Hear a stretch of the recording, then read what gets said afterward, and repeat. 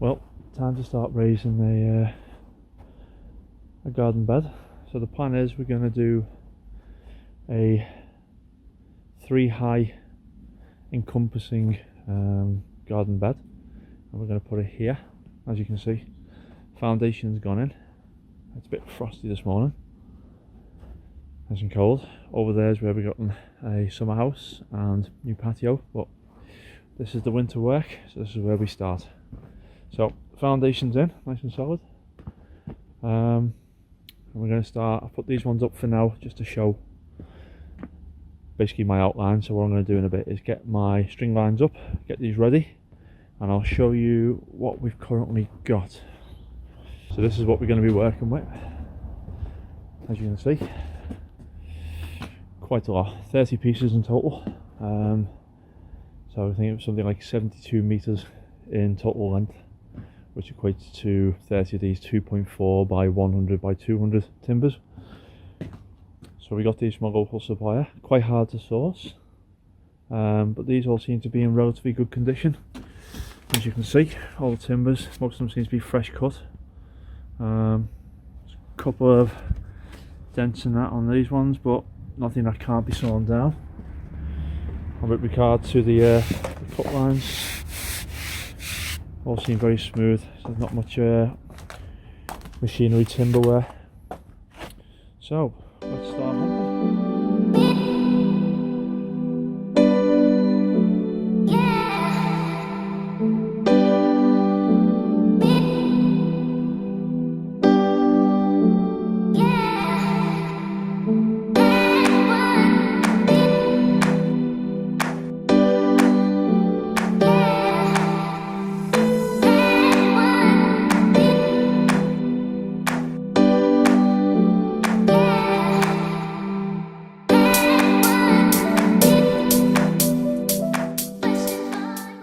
Well, I think we're not far off calling it a day.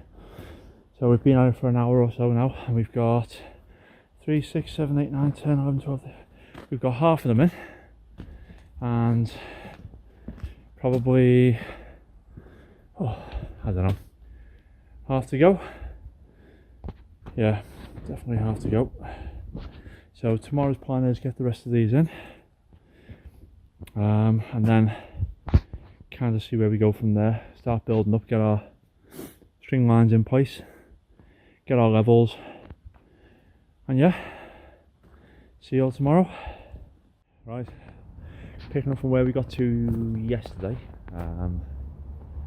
I decided to bring the rest of the wood in, as you can.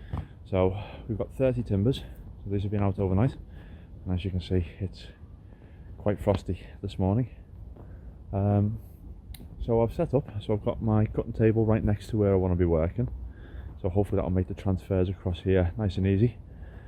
So the plan is now to get the first 1 or 2 pieces in, find the levels, get some string lines set up, and then start working from there, start working our way out. This is probably going to take me a good couple of weekends, but when you guys see this, it'll just be one big video.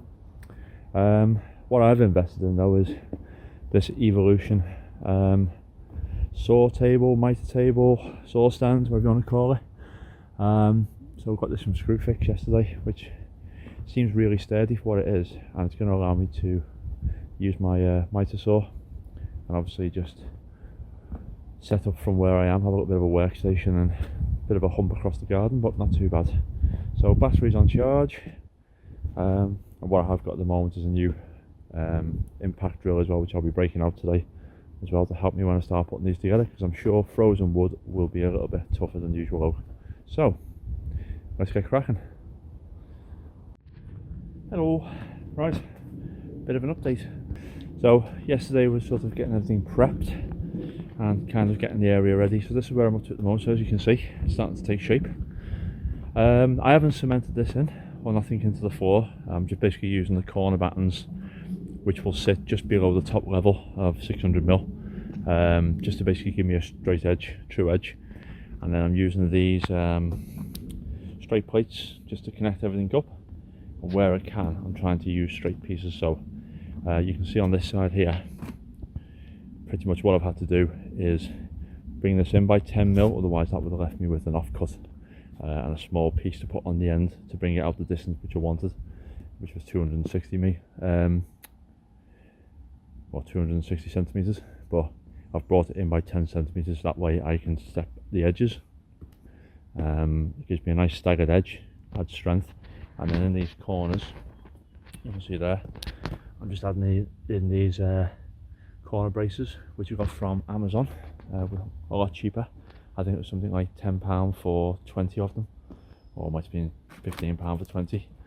And then the corners where I'm going 90 degrees, I'm going in with 150mm stainless steel bolts, which I've got there. So the idea now is to basically put my base planks into place, carry on coming round to the corner, and then yeah, see where we go from there. For this piece here, basically the odds and ends which aren't pretty or I've got bits wrong with them, I've bought some bitumen paint. So I'm going to underside anywhere like this, where there's a bit of an issue, you can see. So I'm going to bitumen that, get all the old bark out, and pretty much just make sure that it's, you know, stable to sit there. Once the pieces are on top of it, it's going to have a canopy over this when it's finished anyway, so not much water ingress. But pretty much to get me levels as well, you've seen there I've had to raise up with pea shingle, and that's pretty much just to keep my levels up. Again, that's not there for anything else apart from keeping it level and also to keep the wood off the floor as well. So when I put my gravel in here as a final, this will help just basically let the water run, which it should do anyway because there's drainage underneath here and a lot of sub base. So onward and upward, a few more planks of wood to cut. So just regarding the wood as well, I've tried a mitre saw which was too small. I had to do 4 passes and turn it round, which was a lot of work. I've tried a hand saw, I've tried a circular saw, which does work but not particularly accurate, and I had to sand the edges down. So what I've gone back to is a hand saw, and the hand saw has given me really nice clean sharp edges, as you can see there. You know, it takes maybe 4 or 5 minutes to cut through a piece, if that, but you're only doing a piece every 15-20 minutes. So the likes of these pieces here on the back, you can see you've got issues on, so they're hidden away. And this piece here, I don't know if you can see that, it's got a nice big banana bend, so that'll go on the back wall, hidden away, out of sight, out of mind. Keep all the nice true pieces to the front, keep all the nice faces to the front as well. Okay, off we go. Well, okay, it's been a week or so since I spoke to you guys. Let me turn the camera. There you go. So yeah, we're pretty much finished. What we've done now is we've built up to 3 high on all the corners. So pretty much the last week's been spent just sort of titivating and getting everything just right. So I'll just show you, turn around. I've got my last piece to go in, so you can see there, all the edges are being interlocked, stepped over. Same on this side, so we've got a nice even look both sides. We've gone 3 high with main support in the corners there, and there, and then in the ends, what we've got there is corner braces in, which I'm going to be getting additional sort of like straight pieces just to interlock the top, middle and bottom pieces. There's nothing there at the moment, it's basically the weight holding it all in.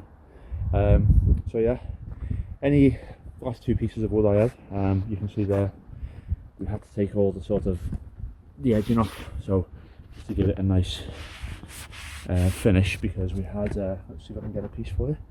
We had this sort of stuff that was on the edge, so this was it's not doing much, and there's a little bit down here I need to take off as well. So that's basically going to get routed in on the corner, so that will tie in quite nicely. We'll just do it a little bit deeper in that corner just to blend it all together, and then the same down that end as well. I've only had to do that because basically this was my last piece.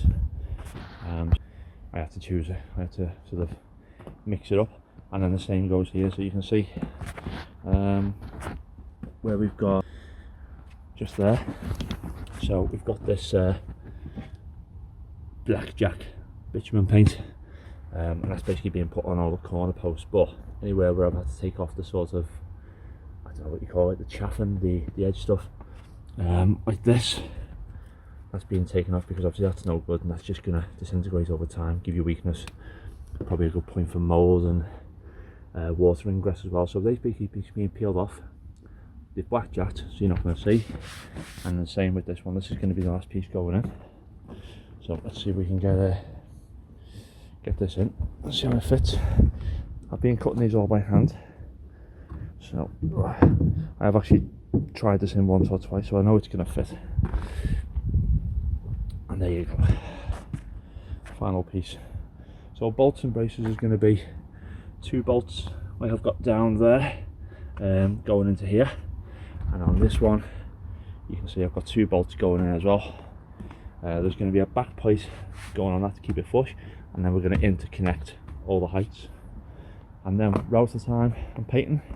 So I'll show you that when I get back to it, but just for now, here's a little look at what it looks like.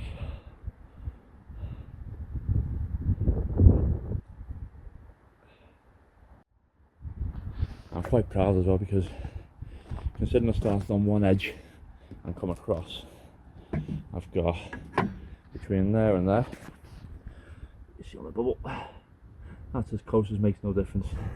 So I think I'm off by about 4 millimeters from that side to that edge, and pretty much I've just worked my way around. So this was all used pea gravel, basically to get the levels up, and then once I've got the levels up, kept it even, and then just second and third layer in, went in relatively quick, but as quick as you can do at this time of the year with fading daylight. So yeah, weekend jobs. Well yeah, onward and upward.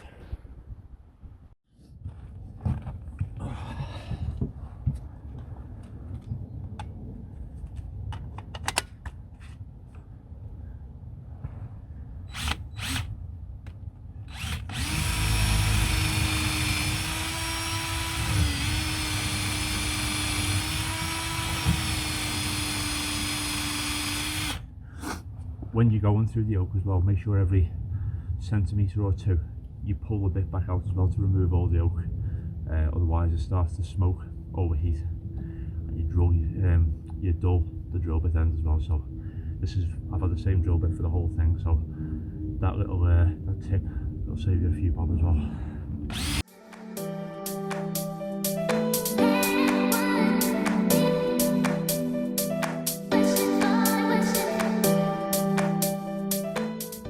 This has come to the end of its life, but I think I've got enough for 4 or 5 more bolts. Just to note as well, these bolts are quite expensive. I think they're like £30 for 25, but they are stainless steel, and you probably know, but the reason being is they eat into the oak quite well, but they don't rot. And the pressure of the oak, once it starts to expand and contract as well, should minimise the damage on these. So the ones I'm using are 6.2mm. You can get 8mm, they're quite expensive, but if I ever have to change them out, they're relatively easy to get to. Move a bit of soil, dig down and go again. But this is all going to have like a membrane inside, so these should be well protected for the duration. I'm also using a bit of the bitumen paint just over the ends, just for a bit of added protection.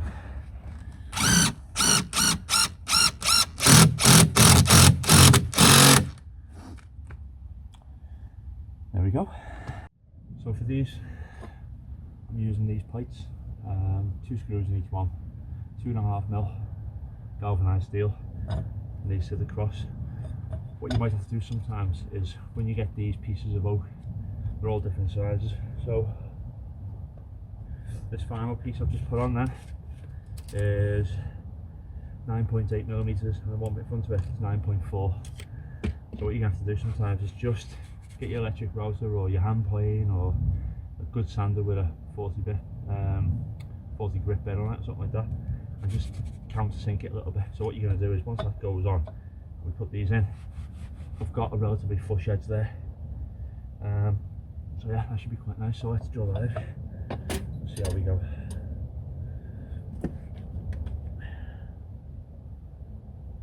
Again, countersink, just make sure you don't split the oak.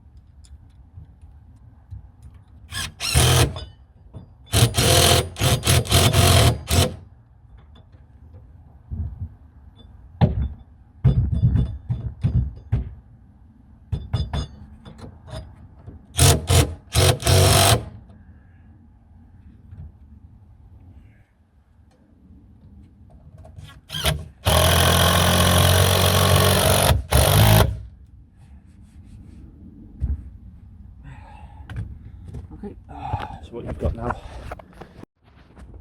so there you go. You can see I've had to sort of countersink and just take a piece out of that, couple of millimeters, just so I've got a relatively flush edge here. Stepped out a little bit because these bits of oak are not particularly straight, so you can see it steps off just down here a little bit, but by the time we get back down the other end, it's gone the other way. It steps underneath here, so, and then goes back in. So yeah, you've kind of got to make your peace with that, I'm afraid. And then once you get it all sanded down, we'll put the sander over these edges here, we'll sand it all down, and then we'll give it a coat of Osmo UV, and that'll protect anywhere where we took it in too much. But being oak, it's not really susceptible to rain and things. It's a tight knit, you know, fibrous tree, so it should be good. Okay, let's get the final 2 bolts in.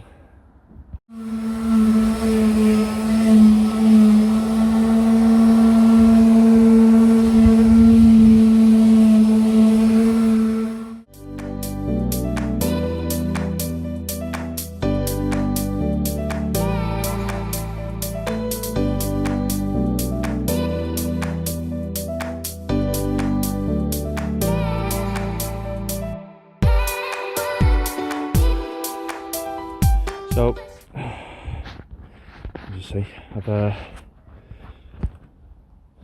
oh, there we go. So I've started sanding this down. I'll just show you. So pretty much gave it a first going over. We're about a 40 or a 60 grit. Dropped down to, I think, a tripping over things, 120 grit now. I'll just show you what that looks like. So you can see, lovely smooth finish. I've actually used this to put an edge on, so you can see that at all, which is coming out quite nice. So yeah, it's a nice rounded edge, and it's bringing out all the grains as well, which is really lovely. So just doing the outsides, giving that a once over, and then we'll give it a lick of Osmo. And then we're pretty much ready to backfill. Okay, so a bit of an update. Obviously the layers are all done, so now the damp proof membrane's gone in. So you can see there now it's fully encompassed all the way around. Anywhere where I've stapled in now, I've put this bitumen paint just to give the staples a bit of life, but once the soil's in, that'll keep it all pressed in. So I've kept it about an inch from the top, and now I'm going to put in this, which is what I've got left over for 20mm gravel, and that's going to go in now just to aid drainage on top of the current MOT, and then we'll backfill with soil from there. Alright, off we go.